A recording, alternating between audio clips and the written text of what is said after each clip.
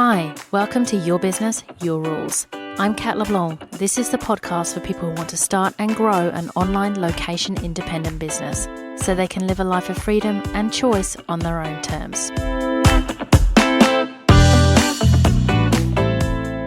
Welcome to episode 56. Cookie cutter or custom? What's the best approach in business? What is a cookie cutter approach?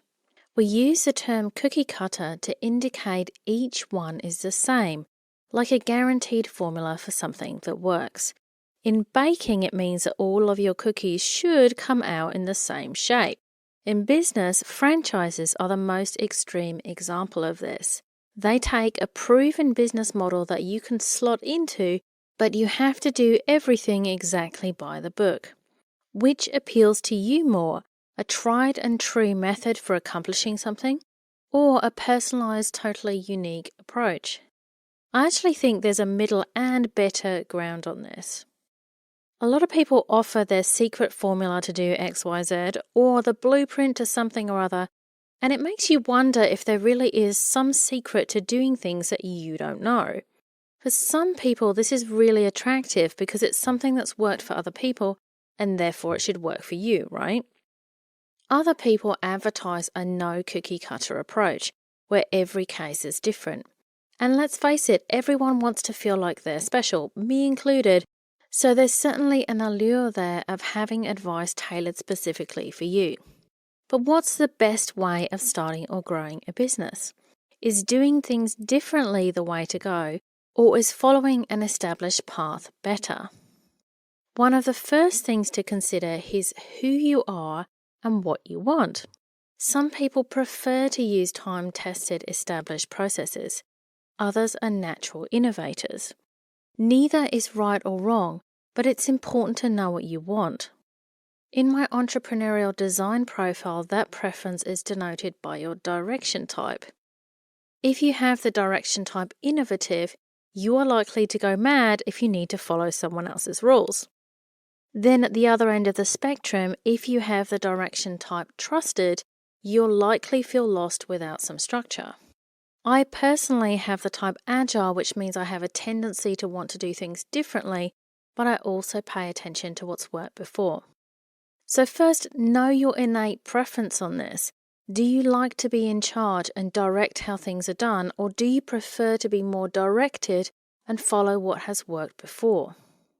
If you haven't got your entrepreneurial design profile already, you can get that at myentrepreneurialdesign.com.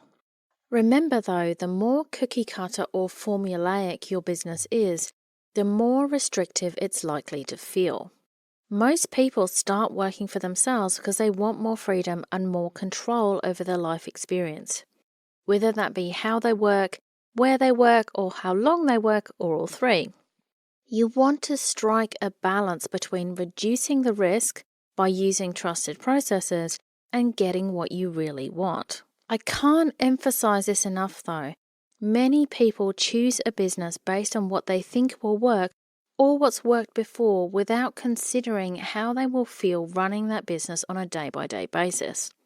Ideally, you want to build a business around your personality and how you like to work to give yourself the best chance of success. Also, beware of step-by-step formulas and blueprints. The internet is full of people offering these, to the extent that I've even been asked to use those words in a testimonial before when I didn't honestly believe the person had either of those things. Step-by-step, blueprint, and formula are words that are used a lot by people who don't understand really what those terms mean. What they should mean is that I can come in as a complete novice to your world and follow your sequence of instructions that guides me through all the decisions I need to make and the work I need to do to come out with the result that you promised at the end. Unfortunately, what this often means in reality is that the course owner or coach that you're looking at has numbered their training modules and you learn about different concepts, but you don't actually know how to draw it together or what to do to get the results for your individual situation. Regardless of the terms that people are using though, there are certain ways of approaching problems at a high level that work. And usually the reason they work is because they come down to psychology and basic human behaviour. That's why having a particular website layout will get people to take the action you want them to take, or why certain copywriting tricks work, because they push on buttons that are universal. So how do we leverage what works without being too restrictive? Personally, I like to work with frameworks. A framework allows you to take the strategies that work, but give you the flexibility to apply them differently to each case individually. So for example, my Ignition program guides people through a framework to set up a business that works, because it's based on fundamentals that are accepted truths. If you think about it, in order for your business to be successful, you need to go through a number of steps. You need to have a number of things checked off.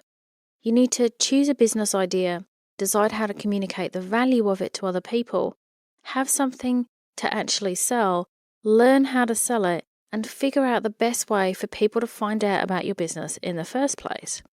Now, that's just explaining it at a really basic level. There's a lot more to it, but those are the fundamentals that have to be in place. But what we want is that every business is different, just as every person is different. And a framework allows for that, as does a well-designed process. It doesn't say that your business must be on social media. It doesn't say that everyone has to run a webinar, as some formulas or blueprints may. Instead, it allows for fluidity and flexibility so that each business is set up to fit its owner, while at the same time covering all the essential bases so the business actually works. You can think about it like this: the framework is the bones that supports your business, but how you flesh it out and dress it up will be completely different for each person.